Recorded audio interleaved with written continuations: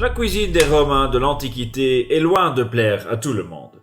On mangeait à la mensa, la table à manger des anciens Romains. Dans de nombreux cas, le repas romain comprenait du pulse. Le pulse est une bouillie de céréales qui ressemble au porridge moderne et qui comptait parmi les plats les plus importants de la Rome antique. Il était souvent accompagné de pain, parfois agrémenté d'olives et de figues. Le pain, quant à lui, était souvent accompagné de moretum, une pâte à tartiner faite de fromage de brebis, de beaucoup d'ail et d'herbes aromatiques. Le condiment préféré des Romains, avec lequel ils assaisonnaient la plupart de leurs plats, était le garum, une sauce de poisson fermenté. Nous vous montrerons plus tard, étape par étape, comment préparer ces plats et vous trouverez les recettes ci-dessous dans la description. Mais revenons d'abord à la table romaine. Pour accompagner un tel repas, les Romains buvaient de l'eau ou du vin. Le vin était généralement dilué et parfois assaisonné d'herbes et de vinaigre. Une variante particulièrement appréciée était le mulsum, un vin sucré et parfois épicé avec du miel, et pour se rafraîchir, on mélangeait de l'eau avec du vinaigre, ce qu'on appelle la posca. La cervicia, la bière, était en revanche considérée comme barbare. Les anciens Romains étaient ingénieux en ce qui concerne leurs boissons et avaient même des recettes pour transformer le vin rouge en vin blanc. Pour cela, il fallait mettre plusieurs blancs d'œufs dans une bouteille de vin rouge, puis la secouer vigoureusement et la laisser reposer toute la nuit. Chez nous, cela n'a pas tout à fait fonctionné comme prévu et le résultat ressemble à ceci. Cela pourrait être dû au fait que les blancs d'œufs n'étaient pas assez alcalins pour modifier la couleur du vin, ou au fait que les vins modernes sont souvent additionnés de sulfate pour les conserver. Le vin antique diffère également du vin moderne sur d'autres points. Cette recette est tirée de ce qui est probablement le livre de cuisine antique le plus célèbre, souvent appelé De Re Coquinaria, en français sur la cuisine. Une grande partie de ce que nous savons des recettes de l'Antiquité romaine est basée sur ce livre. L'auteur de ce livre a été nommé à tort Marcus Cavius Apicius, un célèbre gourmet romain. Celui-ci est d'ailleurs Marcus. Il était considéré comme un prodigue par de nombreux auteurs de l'Antiquité, comme Pline l'Ancien par exemple. Mais peut-être que sa mauvaise réputation n'était pas seulement due à son penchant pour le gaspillage, mais aussi à des conseils douteux comme celui-ci. Pour faire du bon miel avec du mauvais miel, il suffit de mélanger 1/3 de mauvais miel et 2/3 de bon miel, puis de le vendre. Ce faisant, il ne s'est probablement pas rendu très populaire. De Re Coquinario est toutefois une lecture passionnante car, outre de nombreuses recettes savoureuses, on y trouve également des instructions pour conserver les aliments. Par exemple, cette jolie petite astuce.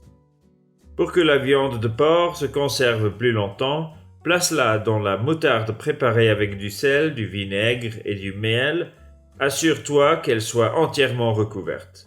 Mange-la quand tu veux, tu seras surpris. Après quelques jours, cela ressemblera à cela. Les caves à neige étaient une autre méthode pour conserver et garder au frais les boissons et les aliments pendant les étés chauds de l'époque romaine. Cette technique était même utilisée avant les Romains à la fin de l'âge du bronze. On en trouve des témoignages sur des tablettes décrites en ancien acadien. Le souverain Tsimrilim de Mari, qui vivait sur le fleuve Euphrate vers 1700 avant Jésus-Christ, a ordonné la construction d'une maison de glace pour refroidir ses boissons. Sur une tablette exposée au Louvre à Paris, il ordonne « Envoyez-les chercher de la glace, qu'ils la débarrassent des brindilles, du fumier et de la saleté. » Une telle méthode de conservation peut sembler du gaspillage, mais comme la nourriture avait une fonction sociale importante dans la Rome antique, une telle chose n'était pas du tout absurde. La plupart des historiens considèrent les Romains de l'Antiquité comme une société de face-à-face ou de présence, dans laquelle beaucoup de choses tournaient autour du fait de voir et d'être vu. Les banquets étaient donc très importants pour la politique, l'ascension sociale et le statut social. De plus, seules les classes inférieures mangeaient au restaurant. Les repas raffinés de la classe supérieure se déroulaient dans l'espace privé. Si Marcus avait voulu impressionner un concitoyen, par exemple pour l'inciter à une collaboration politique ou économique, il ne l'aurait pas fait pendant le petit déjeuner, lientaculum, ni pendant le déjeuner, le prantium, mais pendant le dîner, la cena. Dans les premiers temps de Rome, la cena se prenait souvent vers 14 heures. Mais comme la plupart des Romains aisés faisaient tout leur travail le matin et allaient se baigner juste après, le repas principal s'est peu à peu déplacé vers le soir. Pour impressionner son invité, Marcus aurait dû proposer des plats extraordinaires. Pour cela, il devait offrir plus que ce qu'on appelle la triade méditerranéenne. Ce terme a été inventé par l'historien français Fernand Braudel. La triade méditerranéenne comprend les céréales, les olives et le raisin. Ces trois éléments constituaient un élément essentiel de l'alimentation de toutes les couches de la société et se trouvaient donc sur pratiquement toutes les tables romaines. Pouls et le pain étaient fabriqués à partir de différentes céréales, principalement du blé, de l'amidonnier ou de l'orge. L'amidonnier était la céréale la plus importante du monde antique. Elle convenait parfaitement à la fabrication de bouillie et pouvait également être utilisée pour faire du pain. Le pain d'amidonnier a un goût de noisette et est encore consommé aujourd'hui, par exemple aux Pays-Bas ou en Suisse. Pendant le Principat, le blé a peu à peu remplacé l'amidonnier. Quoi qu'il en soit, le pouls était considéré comme la nourriture la plus primitive des Romains, faisait partie de certains rituels religieux et est resté important tout au long de l'histoire romaine.